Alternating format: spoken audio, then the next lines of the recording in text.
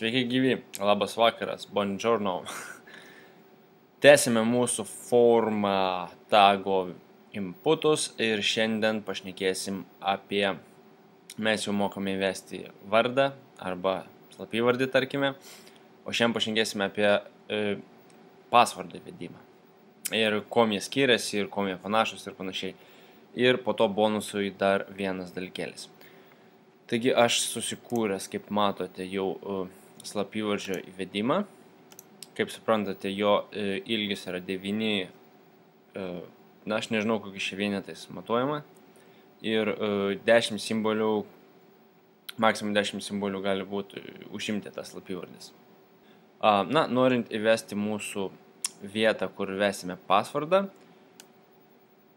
tiesiog aš nukopijuosiu viską.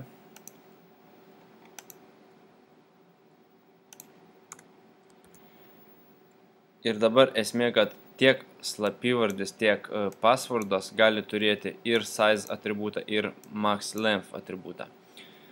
Žinoma, tik tais tiek, kad, čia typas jau bus nebe tekstas, o pasvardas.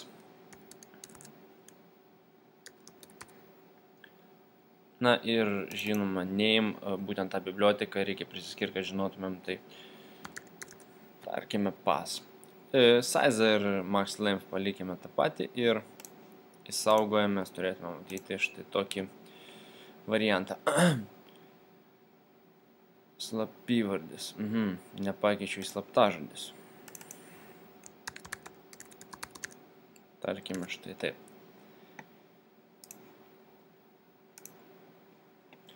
Kaip matote, turim slapyvardį ir slaptažodį. Dabar, jeigu aš pažiūrėdinėsiu slapyvardį ir slaptažodį.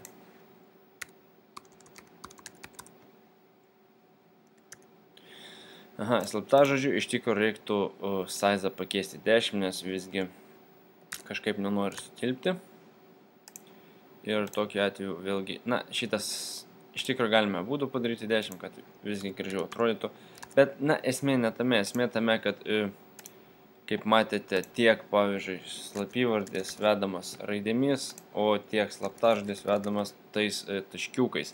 Čia priklauso, žinoma, nuo operacinės sistemos ir nuo būtent interneto naršyklės, kurią jūs naudojate. Gali būti arba taškiukai, arba žvaigždutės, arba, nežinau, dar kažkas. O bonusas, apie kurį noriu pašnekėti, gerai, padarykime čia dar vieną tarpą ir pasirašysime inputą dar vieną. Tas bonusas būtų, tarkime, norime įkelti kažkokį failą ir publikuoti, tarkime, ne? Tai būtent kol kas parodysiu tik tais, kaip įkelti failą. Vėlgi inputo typas turėtų būti file. Taip įdomiai atrodo. File. Ir, būtinai turi būti name'as kažkuris, nes jeigu mes jau jį editinsim, kad žinotumėm, kaip tą būtent reikalą pasiekti. Ir tiesiog tiek ir užtenka, kad gautumėm rezultatą. Mūsų rezultatas štai toks. Aišku, šitą eilutę kiekvienoj naršyklėje atrodys vis kitaip, bet esmė, kad, mes paspaudžiam browse, susirandame failą, kurį norime.